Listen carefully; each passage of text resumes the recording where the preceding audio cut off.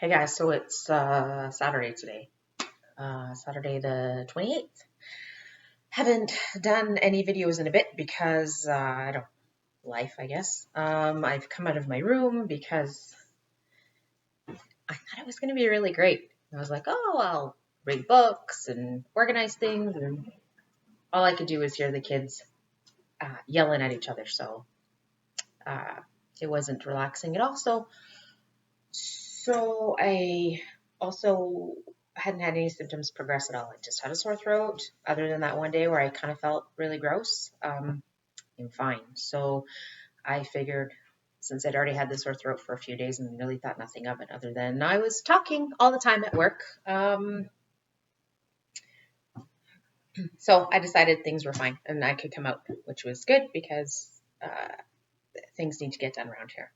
So, honestly, I haven't looked up any statistics. I've been trying to avoid the news because it's kind of depressing, but I do know that things are still increasing. There's more cases every single day.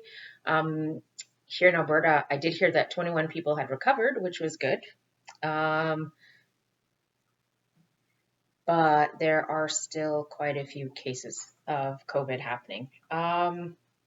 Turns out symptoms are starting to range a little bit, so some people don't experience the same symptoms as other people, which is making it really hard to sort of decide if you have a little cold or if it's something more serious, which is, I guess, why it's important to try to stay away from people and try to self-isolate as much as possible. But I'm back at work for now, and we're kind of just all playing it by ear. The moment somebody has a little cough or a sniffle or a sore throat, off they go, and we've set up disinfecting practices and glasses and between customers and workers at work. So hopefully things will stay at bay. Also, distancing, we're only allowing so many people in the store at once. So those are all good things, and hopefully people can follow those things. I was in Walmart earlier today though, and in Walmart they have directions. You go down the aisle one way this way and then the next one the other way, and people cannot follow simple instructions, and the people who aren't following instructions are getting mad at the people who are following instructions, and vice versa, and everybody thinks that everybody else is an idiot. Either you have to take a chill pill or you're dumb as a post. So interesting to see how attitudes are changing here. I think at first everybody was so hyped up. My friend from work, his name is Russ, he has his own little video thing happening, and he was talking about how at first everybody seemed to be kind of hopped up on adrenaline, and now that things are settling in and this is becoming our new normal, people are grumpy, y'all. Grumpy. Very, very grumpy.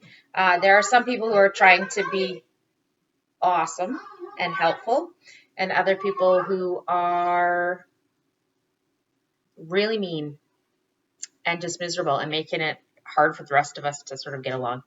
Pause 1 second. Okay, sorry, back. So yeah, that's kind of what's going on. It just sort of seems like there's kind of a weird pall over the air where everyone's just kind of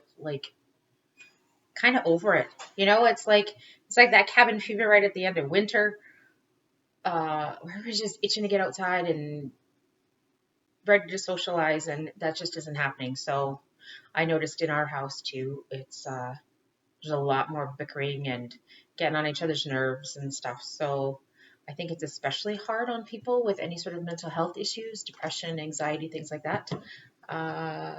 Definitely noticing that it's exacerbating those things for some people. So anyway, if you're one of those people who doesn't have really much prepared, I sort of mentioned that we would talk about this, or that I would talk about it for a little bit. I'll tell you this much. When I was a kid, it was just me and my mom, and she got laid off for quite an extended period of time. Her company got bought out, and they just laid off a whole bunch of people. She was out without work for a long time. She made a lot of homemade things, and one thing that she taught me was every time you go to the grocery store, if you can afford it, buy a little something extra.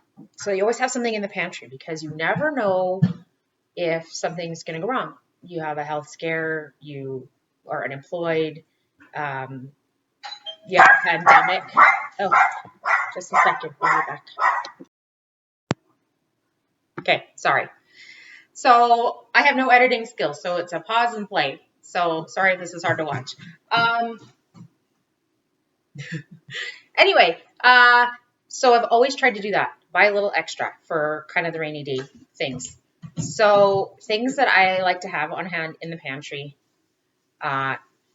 especially, sometimes we've had extended times of no electricity, so non-perishables are good. Oh, nice hair, dude. Rice. Rice is a good one. Pasta is a good one. Pasta sauces. You're going to have to adapt this to whatever you eat, right? But those are really good things to always have. Canned veggies and fruits are good. And meats. Canned and frozen meats.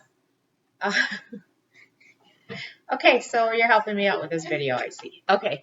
They're super distracting. Trying to think what else. Oh, people went crazy for toilet paper. People, you should always have enough toilet paper for like a month. Running out of toilet paper is not the best idea. Yeah. Although there are a lot of crunchy people out there who have cut up rags and then they just put them in the laundry. So, if you had to do that, you could do that, or you could just use your shower. Whatever. Do not stop it. Powdered milk, yeast, flour, sugar. All super important. You got to learn how to make bread. Here's the thing I want to say. If you don't know how to cook or you're not a baker or whatever, try to find someone who is, and then you can barter and trade for things. Buy extra toilet paper, and you can trade toilet paper for bread. I don't know. Just saying. So the one thing is I wasn't sure about stores and how they were going to be running, or if they'd be running. So far they are, which is great. I mean, y'all probably know now I work at a store. So far we're open. Yeah. But in the event that it's not open, I do have powdered milk in my pantry, but powdered milk doesn't taste the greatest. What are you doing? So anyway, powdered milk doesn't taste the greatest. So we have almond milk, coconut milk. We've got some canned milk. Kind of thinking I might. So distance yourself, boy. We might mix them all together and see if we can make it work. But for now, I did buy extra milk, and it's going to go bad before its expiration date. Now, I know you can freeze milk. But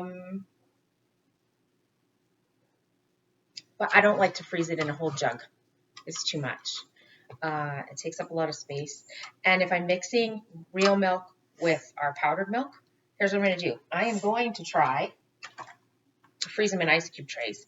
And if I freeze them in ice cube trays and then just seal them in a Ziploc bag, then I can add frozen milk to powdered milk as I need. And hopefully that'll give it a little bit of a better flavor. Yeah. So we're going to try that. And Mom's right. Why, thank you. She knows a lot about these milks. I know a lot about milk, people. A lot about milk, apparently. Yep, she does. Okay, so this video is getting long and probably you're bored. So anyway, that's my recommendation, at least for today. Milk, powdered milk, canned milk, different kinds of milk, however you want to do it. Freeze milk if you can. And mix them all if you need to for better flavor. Also, if you just have powdered milk, I've heard that you can add a little bit of almond or vanilla flavoring and it makes it taste a little bit better.